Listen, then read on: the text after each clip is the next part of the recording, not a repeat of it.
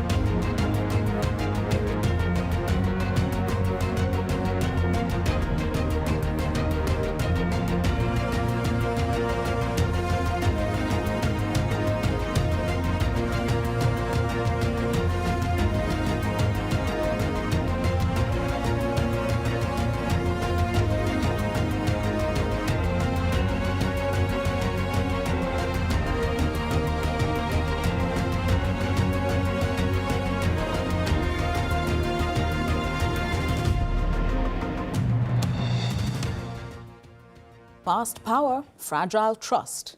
The NARA bill passes the House after a 9-hour debate that stretched into the early hours of this morning.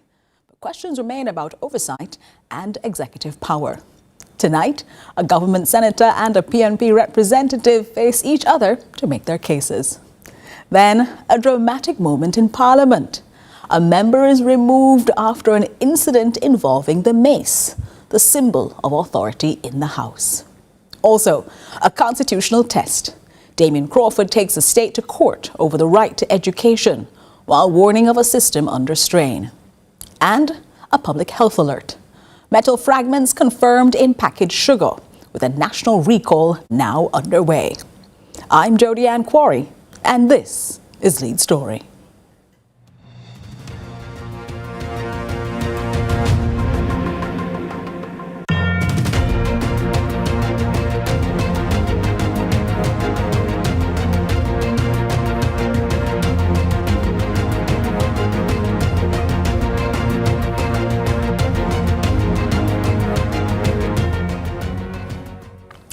At approximately 1:30 this morning, the House of Representatives passed the National Reconstruction and Resilience Authority Act, known as NARA, after more than 9 hours of debate.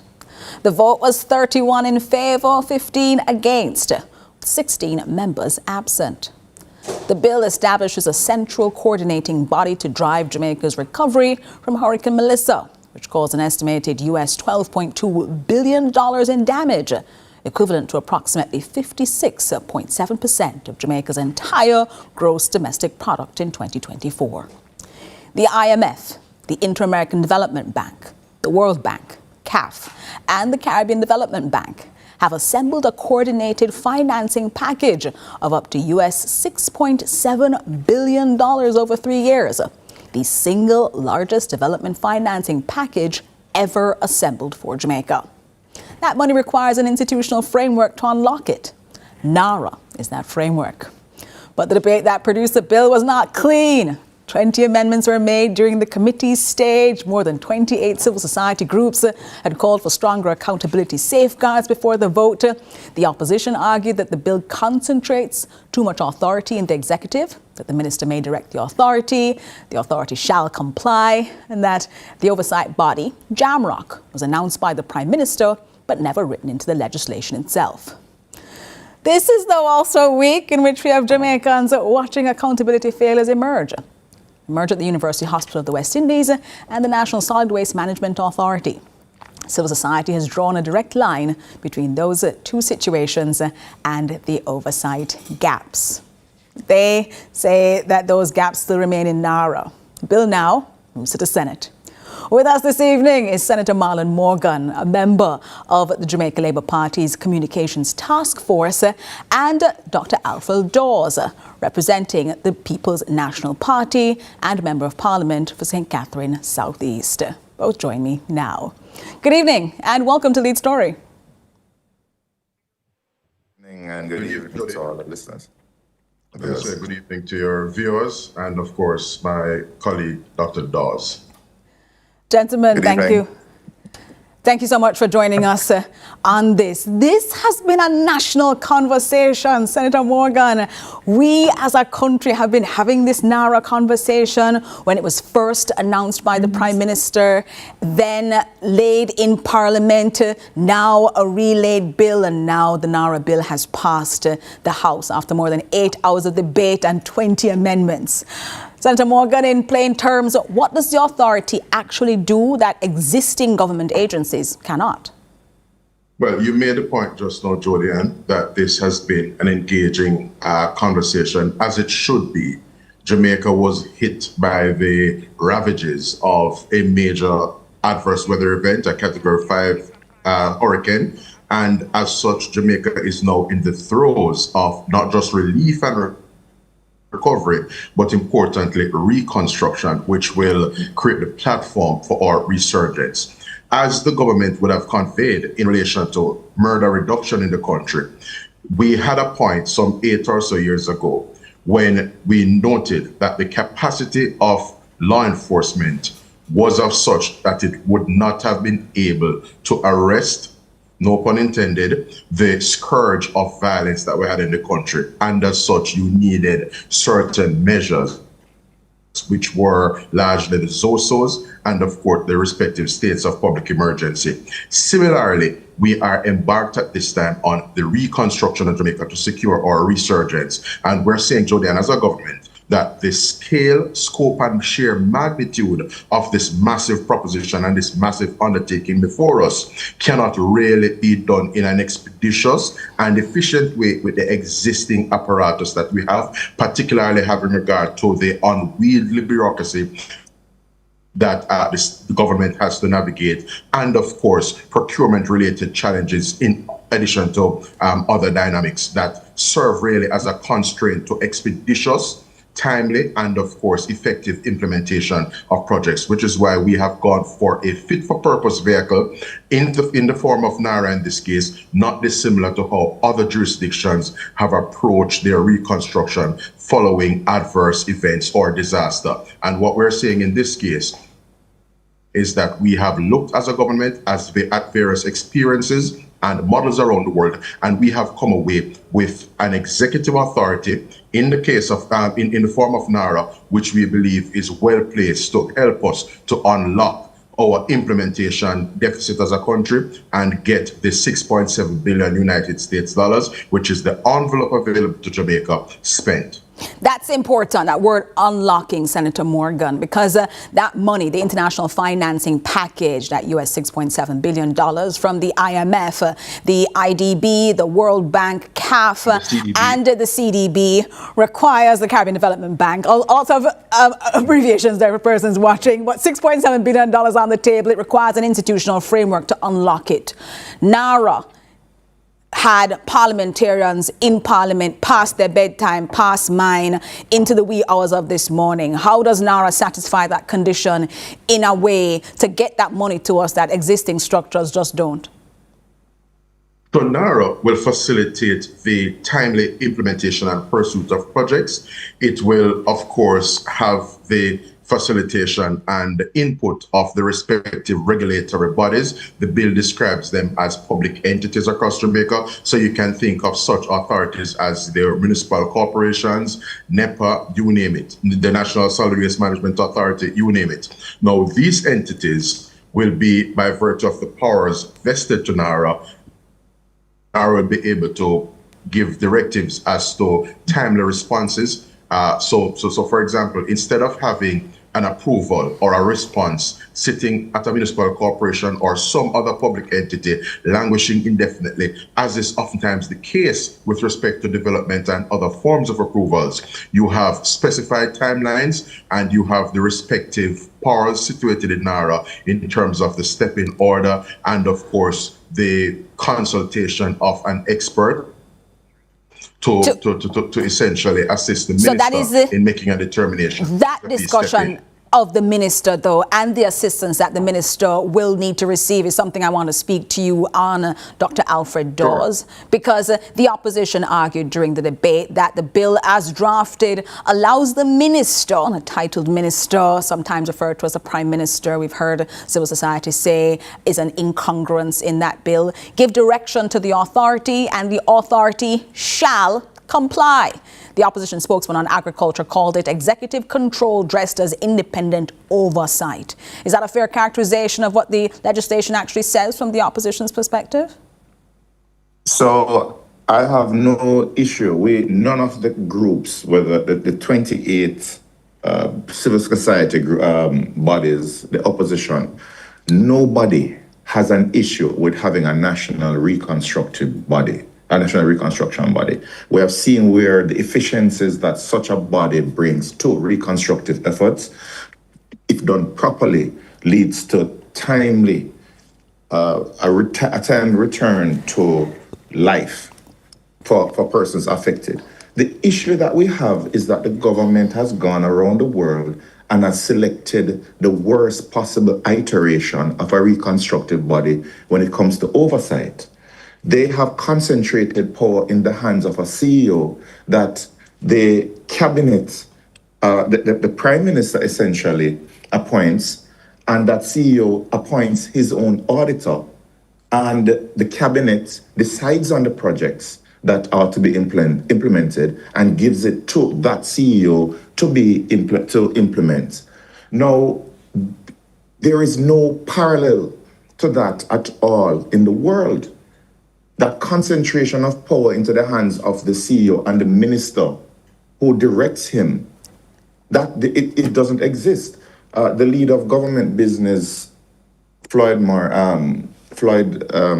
Green, had said that they looked at the New Zealand model. The New Zealand, first of all, if you're looking at country governance issues, you can't compare Jamaica and New Zealand. By Transparency International's own ranking system, Jamaica is a flawed democracy because you are looking at New Zealand, that is ranked about 4th in the world. Jamaica is ranked close to the bottom, I think 80 something. So we have a corruption problem in Jamaica.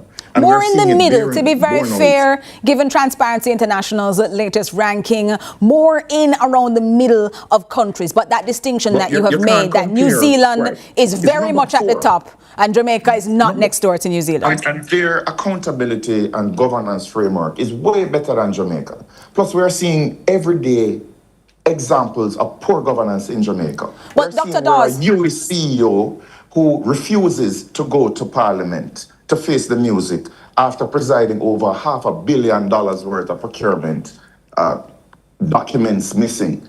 We're talking about a routine use of emergency procurement, ignoring GOJEP, fragmentation of contracts across ministries. But this is a concern that the opposition had raised prior to NARA's now relaying and retabling in Parliament and even before the vote. And you lost the vote. They've ignored. But you lost the vote last night with the opposition now looking at this bill move to the Senate.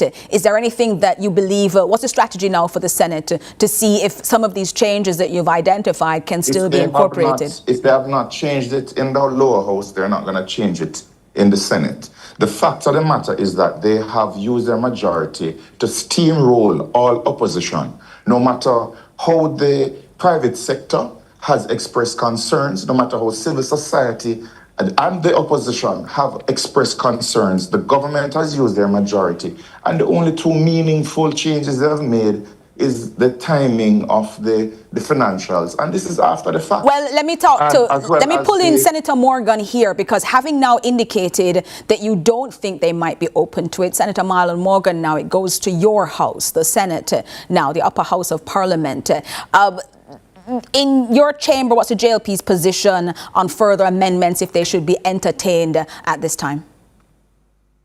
Well, I can promise a spirited and riveting debate, certainly on the part of Team JLP. I myself intend to make some considered submissions in relation to the debate on that bill. In terms of the government's posture, this government is a responsive and respectful government, and which is why at all material points and viewers all, the government has signaled that it is prepared to consider, as it did painstakingly for hours last night into the wee hours of this morning, the respective submissions. And as Dr. Dawes can confirm, certainly those moments when he was actually inside the chamber, there are some of the suggestions that were accommodated. For example, a proposed amendment. Intangible changes. Senator Morgan, it's now with you. Well, gentlemen, I am completely out of time now. That's not fair. That's not fair. You're not going to build a straw man argument and mislead the nation. Well, gentlemen, the tangible changes that we wanted were all ignored.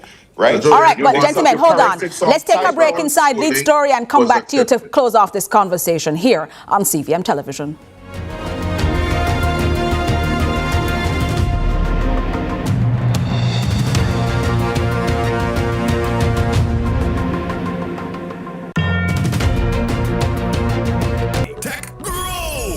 Is fast, easy, flexible, and costs less. Oh, entrepreneurs, let's go digital! The government of Jamaica and the European Union present Digital Jamaica Training Series. Learn how technology grows your business. Choose the right digital tools. Manage your staff, customers, and money digitally. Data security and privacy. Artificial intelligence. We'll be in every parish. Apply online. www.jbdc.net. Log on fast. Digital Jamaica. Powering connectivity for MSMEs. I'm me, the stylist, no scam and not style me. From the market to the farm to the office, money talk is everywhere. But are you making sense or nonsense? The Bank of Jamaica brings you common sense with BOJ. Real stories, real laughs, and real lessons to help you protect, grow, and manage your money. Mattress savings. At least my mattress, no charge me to sleep on it. Partner plan. Remember last year we needed our payouts early? But Miss Pam gave it to her cousin first. Or a sketchy loan flyer. Electrifying deals. See why making the right financial choices is pure common sense. Brought to you by Bank of Jamaica, empowering everyday Jamaicans one episode at a time. Grandpa, it's 2026. You can't keep hiding all your money in every single pocket forever.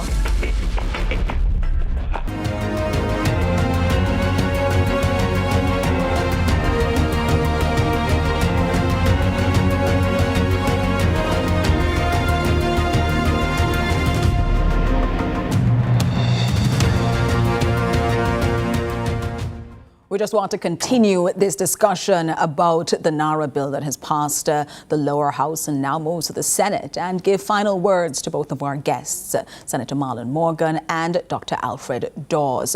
Senator Morgan, let's just have your final words and then hear from Dr. Dawes as we continue to hear what happens next as this bill now moves to the upper house. Senator Morgan? Well, as I was conveying earlier, Jodian, people are entitled to their own opinion, but not to their own facts. The posture of the government is one of accountability. The government is respectful and the government is responsive, which is why we facilitated amendments as they arose on the committee, in the committee last evening. And I have no doubt that there will be amendments proposed in the Senate and it will be equally considered. Insofar as persons setting up straw men, Dr. Dawes made mention of the CEO of NARA having the right to select his own auditor. The truth of the matter is that it is the Cabinet Secretary who will make a determination as to NARA's external auditor, in addition to the Auditor General's role, which is separate and apart from the establishment of NARA in terms of the various functionaries and office holders within the authority itself. I just want to make that very clear to your listeners and viewers. Thanks so much for joining us on that and speaking about that at the end there, Senator Marlon Morgan. Dr. Alfred Dawes, you had indicated that you were not thinking, or rather were not hopeful that the Senate debate now would incorporate some of what you considered more tangible amendments. Why is that? Because everything that was discussed was perfunctory on the side of the government. They came in, they knew they would not change the reporting relationships between the cabinet secretary, the cabinet, as well as the CEO, because that is where all of the projects originate, the budget is essentially created, and the auditors all come from that same office, in the office of the Prime Minister, with no external review. There's no mandatory parliamentary oversight, and we have seen where CEOs can float the requests of the PAC when the Auditor General has made a report. And what is going to happen is that we are going to see one set of men in a room decide on how $2 trillion of Jamaican taxpayer dollars, because we're going to have to pay for it and pay interest. They're going to decide what are priority projects. And if they can decide that a new parliament building coming out of Hurricane Melissa is a priority project, then God forbid what is going to happen to all of those persons out there with no hospitals, no infrastructure, and no roofs, because this government is going to push ahead with all of the fundamental flaws that we have consistently pointed out, and that is a bill that we are going to use to reconstruct Jamaica according to the whims and fancies of an autocratic government. Dr. That's Alfred the Dawes. essence of democracy, Jodian. The government has a mandate from the people of Jamaica. All the very best, Jodian. All the very best to you, Senator Marlon Morgan, member of the Jamaica Labour Party's Communications Task Force, and Dr. Alfred Dawes, Member of Parliament for St. Catherine South East, member of the People's National Party. Robust debate there with the two gentlemen joining me this evening inside Lead Story. Well, while Jamaica was watching the Nara debate unfold last night, something big happened inside Gordon House, and it shifted the conversation from the substance of the bill that we just brought you to now the conduct of the institution passing it.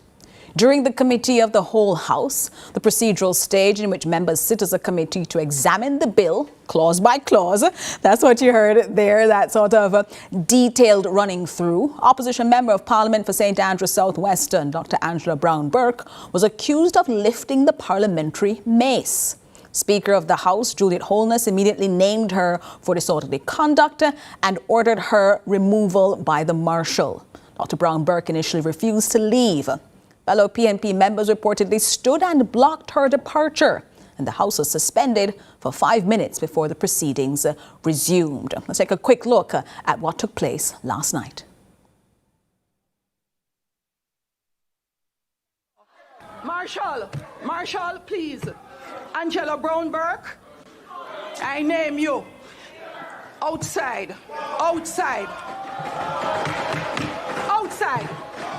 Marshal, but for her. Angela Brown-Burke.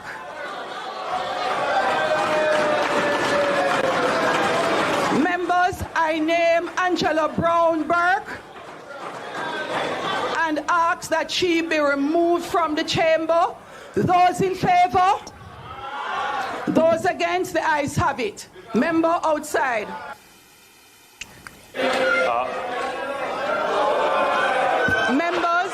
Members. Madam. Member, Marshal, could you please remove Madam the member Chairman. Immediately remove the member. You are instructed to please immediately remove the member from the House. Madam Chairman, we were proceeding quite effectively in going through the clauses of the bill. I think what we are witnessing now is a display which, when we reflect on this in years to come, it will not be amongst our best. And I think the order of the House and dignity of the House must be preserved. And I would invite all members to join in preserving that dignity of the House. You are the members. And that was a recording of last night as the House rose in disorder thanks to what has been accused as the touching of the mace or the moving of the mace, the symbol of parliamentary authority. The Jamaica Labour Party has described the conduct as a clear breach of standing orders and tantamount to contempt of Parliament. The People's National Party's position appears to be not that touching the mace was inappropriate, as you see there, Angela Brown-Burke on your screen going and touching the mace, shifting the mace, but rather that she was denied her right to speak during the debate before the incident occurred. The Prime Minister, you heard there a moment ago, appealed for calm on the floor and indicated that this would not be among the House's best moments. Now, we're going to have a conversation about this with Dr. Nadine Spence, who's online with us as a political commentator to help us better appreciate what happened and why it was so important. Thanks so much for joining us, Dr. Spence, inside Lead Story. Thanks for having me, Jody. Thanks for having me. Dr. Nadine Spence, this happened in the wee hours of the morning. Many people were in their beds. They woke up this morning to hear now drama around something that they may never have seen before. There are questions online that thought that somehow mace was an equivalent for pepper spray and there was some sort of assault, a weapon used inside the Houses of Parliament to spray in the eyes of other parliamentarians. Help viewers who don't understand what happens, what the mace is and where it sits in the chamber as its physical integrity as part of the authority of the House itself. Well, anyone who is watching the proceedings of Parliament will usually see a gentleman dressed in a black robe carrying a metal object on his shoulder, and that metal object is then placed in a holder in the middle of the parliamentary full floor. And they will also notice that every time someone comes into the House, they tip their head almost like a bow. Sometimes you're wondering if it's to the Speaker or if it's to the mace. I think it's supposed to be to the mace, which is supposed to signal the presence of our head of state. It's not just that in the courts. I think it happens, Judy, you can tell me, I don't remember if it still happens in the courts. I know it happens at UWI, where the visitor as the Queen was Queen's representative. The so head of it's meant to be representative. Right, and so you're seeing these things, the visitor, for example, this idea of the imperial oversight or the king's representative at the University of the West Indies. You have that same thing, the mace being the physical authority of the House. But it also, Nadine Spence, speaks about us actually having true parliamentary proceedings. The mace is not in place. It's not a true sitting of the House. And that is so important for persons to understand as well, that with a very contentious debate last night, with the People's National Party saying that Dr. Angela Brown-Burke had not been listened to in this debate and discussion around the National Reconstruction and Resilience Authority, that changes, they say, as the opposition had to be made. And we just heard Dr. Alfred Dawes say a moment ago that the changes that were made were merely perfunctory. In that larger context then, is that to be understood? Because the JLP says it's a breach of standing orders and tantamount to contempt of Parliament. But the opposition is saying they're not defending the conduct, but gosh, the Speaker didn't allow there to be speech. There wasn't free back and forth. We should maybe not see it then as an attempt to undermine parliamentary integrity and rules. What do you think? I mean, I understand that there are moments in the House where an opposition not feeling listened to might want to show some kind of protest. And to me, this perhaps indicates a kind of protest. You know, there are people who are going to say whether it's appropriate, given the power of the mace and the symbolism, rather, of the mace, if it was appropriate for the member to then get up and go and touch the mace. What was that intended to show? And that it is not, the mace itself is not disrespecting the Speaker, it's disrespecting the House and what the House stands for. And that because of the symbolism of it, that that particular rule shouldn't be breached. I think it's so important Dr. Nadine Spence, I think it's so important, as you explained this to Jamaicans, that for the very first time are dealing with an issue like this, that they'd want to hear more from you. We'll take a quick break here inside Lead Story and continue this discussion with you here on CVM Television.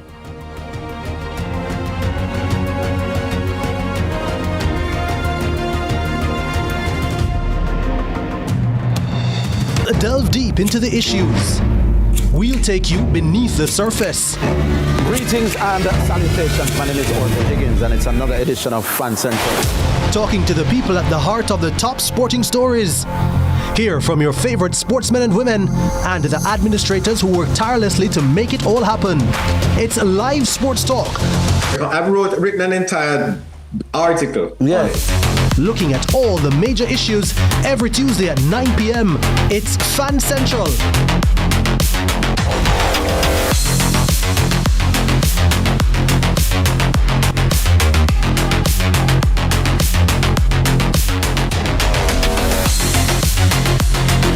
Jamaica, make we do the right thing. Make we live good today for a better tomorrow. Talk it out. Don't fight it out. The time by the Ministry of National Security is 6:30. Every dream conquered is another dream game. I land and I fly again like a jet plane. Headed straight in your direction. 'Cause I'm wiser, one step closer. I'm winning 'cause I work so hard. And the music keeps on playing, and the people never say we are mash up the dance. Oh, what a feeling! Don't stop dreaming. Keep on believing in the power of the feeling. Whatever you want, take a chance. Song in your heart, step in your dance. You got a spark, don't put it down. Shine your lights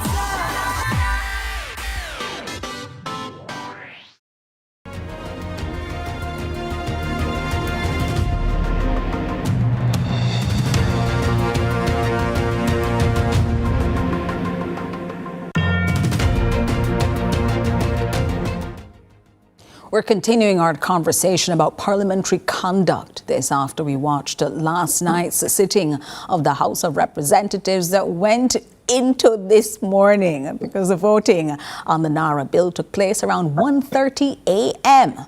But part of the discussions around this have to do with what happened while the House was in session and a touching or shifting of the very authority that allows for this to be a true parliamentary setting. The mace.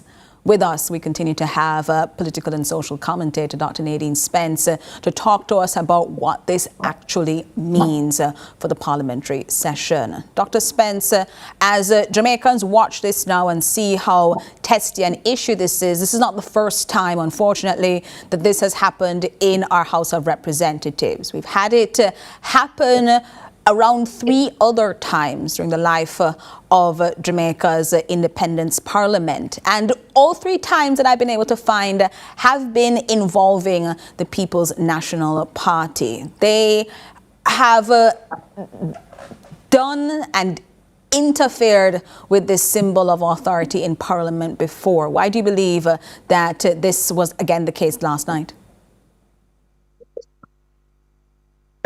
I'm looking at the I think it's a strategy. I think I heard Lloyd B on an interview just now say that Ed Bartlett did it in 2004 and apologized after. So I don't know if it's just them, but I think I don't know if you remember. Judy, and Lloyd B. Smith is a deputy speaker of the House, so he would have been then aware of this situation. Yes. Right. So I think it was it in the Bahamas where a member of the House got up and threw the mace through the window? That was the Bahamas. Bahamas, yeah.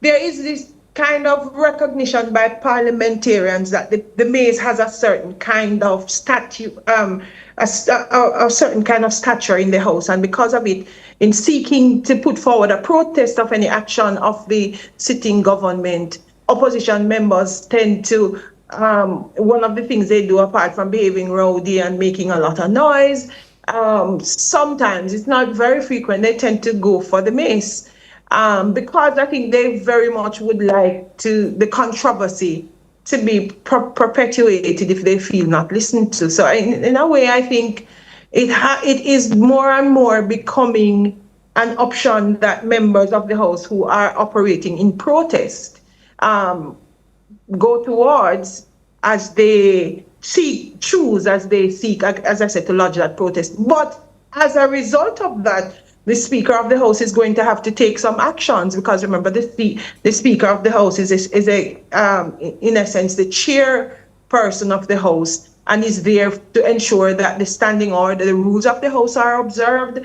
and that members stick to the rules, and that members are respectful of the environment they're in, or the space that they're in. So that the Speaker would expel her temporarily is also part of the course. So if we accept the protest is a legitimate one, then we must also accept that there is going to be an action to follow that protest. But the legitimacy of that protest, though, especially since you've indicated that we have seen other places in the Commonwealth, including most recently the Bahamas, where a member there didn't just touch the mace, as you made reference to, they threw it through the window, allowing for that parliamentary session to stop completely there in the Bahamas. You are watching a situation where the opposition appears not to be saying that touching the mace was appropriate, but rather that their protest was of the conduct of the Speaker. And on the television there you see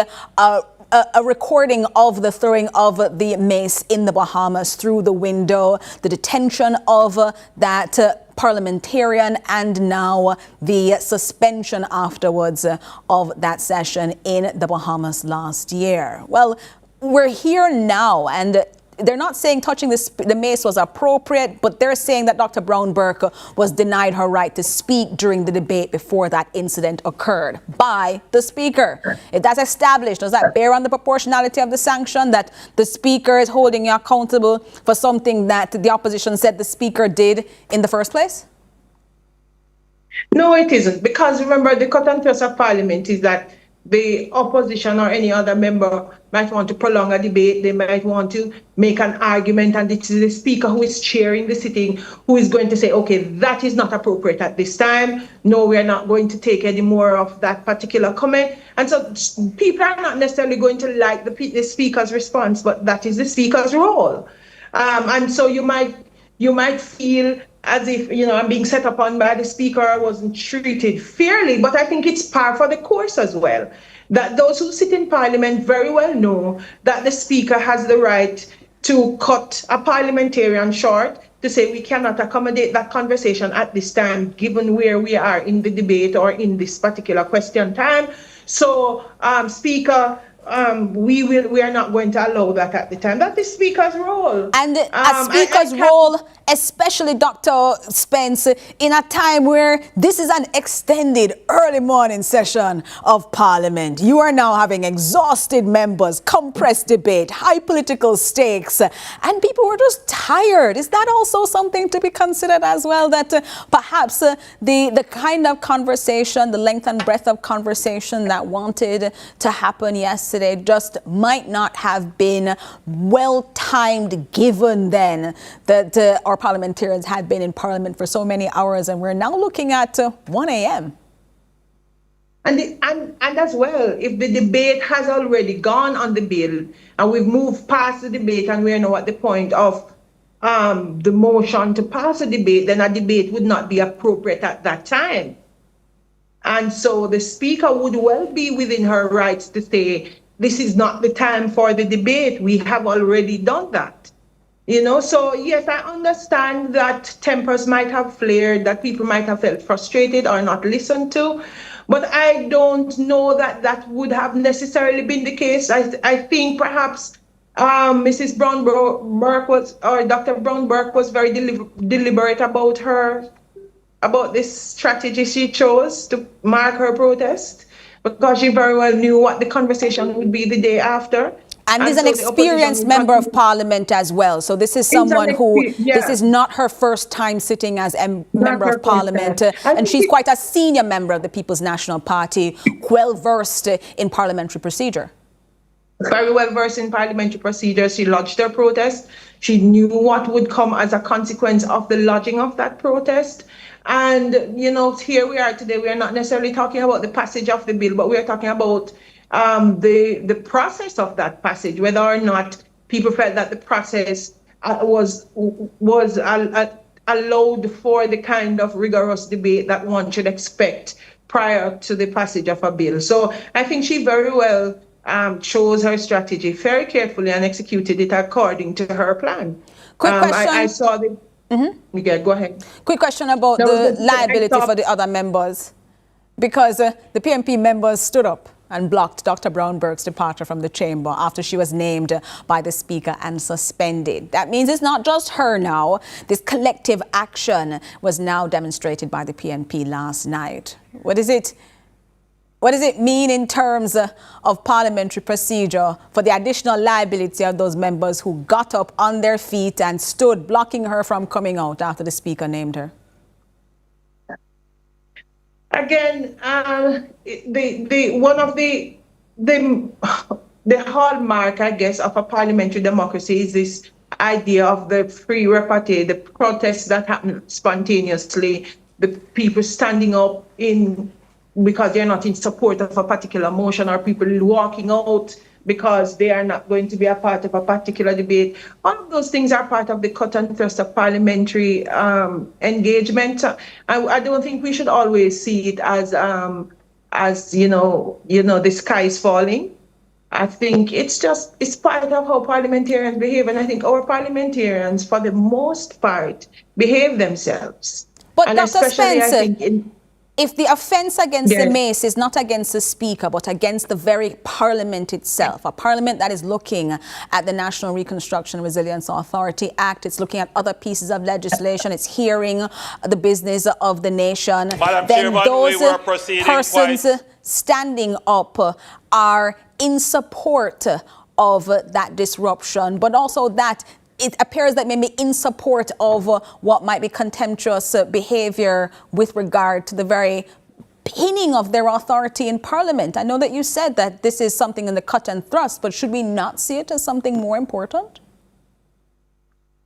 I think, given, I could very well say to you, Jody, what there are standing orders and that there's rules of parliament and that the opposition is obligated to observing the rules of parliament and respecting the decisions of the speaker, and that if they don't do that, then it suggests that they do not respect the very parliament that they are a part of. And, it could indicate that, but you and I both know that even though I said our parliamentarians tend to be some of the more sober parliamentarians around the world, that those are some of the things they do, even with the touching of the mace, that there are moments when parliamentarians decide that this is what our protest is going to be. It might be it might be seeking to protest against the speaker's action, or it might be seeking to protest against the very parliament itself. I don't think any of those protest actions are just going to cause the house to fall down. In our assessment of it, we might say, this one is really bad, or this one looks as if they're challenging the very parliament. But I would have had to have a conversation with Dr. Brownberg to ask her, what was that intended to do?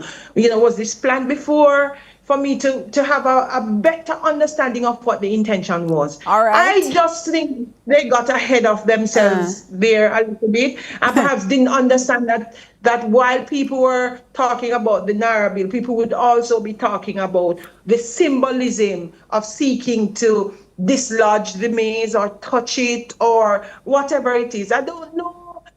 I don't know if it suggests that all is lost, or this is just akin to chaos. I don't want to say that.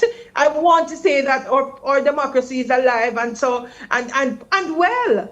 and that our parliamentarians will test the boundaries of it sometimes. But I think we have a speaker who is quite capable and who knows the standing orders and who is not afraid to put an errant member in his or her place. And I think she did that last night. And so even though the opposition might want to say, we wanted to make a statement, the speaker pointed out to them that they were out of order, and she took action to say, this is not how you do it. So we saw both sides. It's not just that Dr. Brownberg,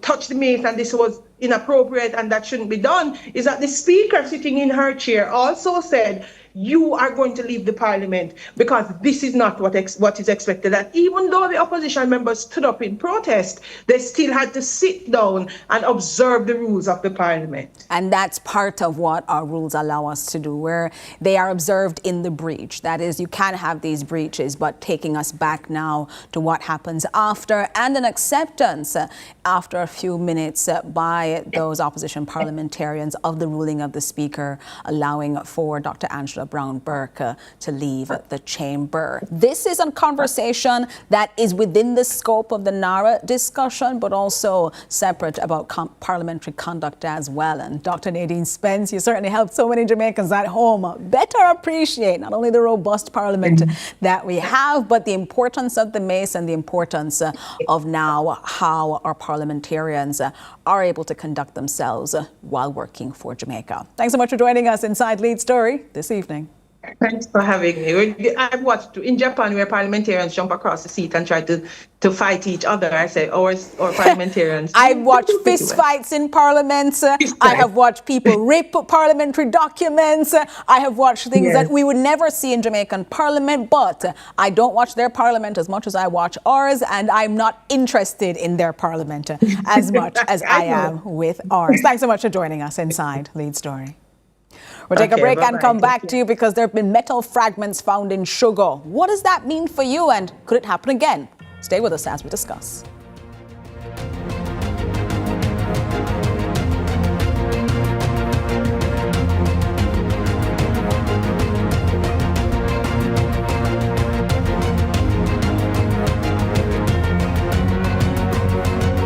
Does not happen overnight.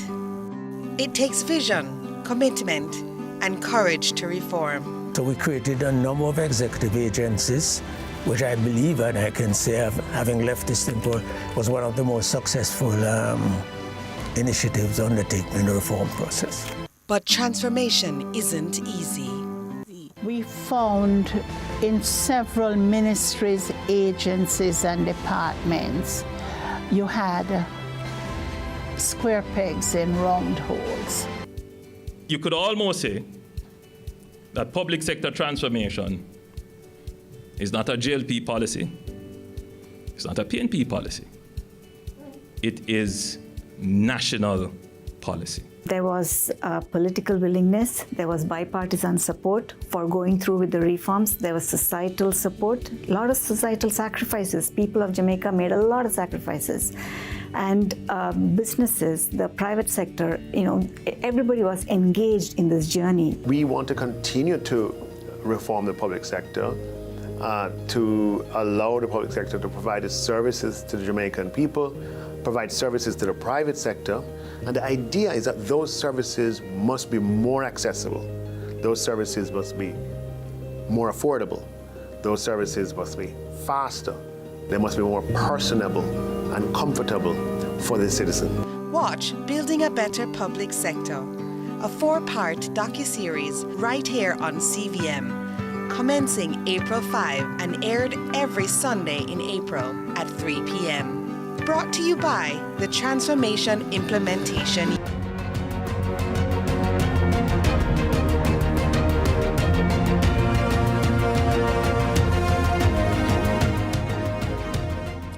There's a food safety matter that requires your immediate attention tonight. The Ministry of Health and Wellness has placed an immediate stop order on the production, distribution and sale of all products from Pan Caribbean Sugar Company Limited. This follows the confirmed presence of metal fragments in packaged brown sugar. The National Compliance and Regulatory Authority The NCRA has issued a nationwide recall. 2 persons have been charged under the Sugar Control Act in connection with this matter. This situation, though, began with a viral video on the social media platform TikTok, in which a consumer used a magnet to visibly pull metal particles from a bag of sugar. Preliminary laboratory tests have since confirmed the presence of metal fragments in samples purchased at retail outlets. The affected product is Pan-Caribbean brown sugar in 1 pound, 2 pound and 4 pound packages. The company has identified batches coded 01-2028 to 01-2029 in circulation since January of this year. Medical advice published this week warns that metal fragments can cause sharp edges, or rather with sharp edges, can cause internal bleeding and gastrointestinal injury. Consumers are advised not to consume this product, not to attempt to save it by sifting it or filtering it, and to either return it to the point of purchase for a full refund or discard it securely. Now, if you're at home experiencing any stomach pain, coughing, or blood following consumption, seek medical attention immediately. The NCRA has extended its inspection program to all manufactured brands of sugar now in circulation across Jamaica. The Frome Sugar Factory in Westmoreland, where this product was manufactured, has been ordered closed by the Westmoreland Health Department. Now, we're going to have this conversation with the NCRA as they join us. And Ms. Tracy Ann Elliott, the Chief Executive Officer of the National Compliance and Regulatory Authority, is inside the lead story with us tonight. Thanks so much for joining us. Thank you for having me. For Jamaicans, they're watching this unfold. They see recalls in the United States. Foreign, you'll see them say, don't eat this thing, don't consume this thing. But the Ministry of Health and Wellness placed an immediate stop order on all Pan-Caribbean sugar products. As of tonight, is that order still in effect? And has any product from the company been cleared for sale? As of tonight, this product, all of these products should be out of circulation, and there has been no clearance. In fact, only today, or maybe yesterday, a recall notice went out from the company recalling all sugars manufactured over a particular period and giving the relevant information in regards to the sugars that could possibly be contaminated. So you're saying that the NCRA says it's awaiting final laboratory tests. Those preliminary tests have confirmed metal fragments. What's the timeline for the final results, and what happens when you get those final results? So, well, thank you for the question. Over the weekend, we did a comprehensive sampling within the marketplace. We collected over 117 samples.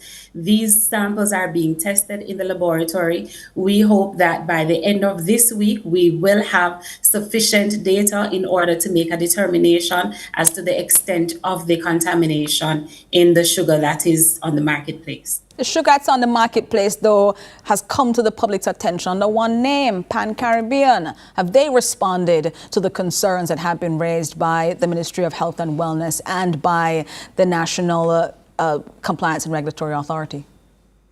Indeed, they have. So having learned about the expanse of the contamination, the NCRA would have reached out to Pan-Caribbean via letter on April 23rd, highlighting the findings and the concerns that we have, and also giving the directive for a recall to be done by the sugar company. Following that, we would have had a meeting with them on Friday, April 24th. Thereafter, our team would have visited the factory to assess whether or not the corrective actions that Pan-Caribbean had indicated over last week, Thursday to Friday, that they would do. We went on Monday and we did an assessment to determine whether or not those corrective actions were effective. So what we're finding now is that Pan-Caribbean has been very responsive to the call of the NCRA, to the directives of the NCRA, and the fact that on today they would have issued a recall notice. It's an indication that they are following the instructions of the NCRA.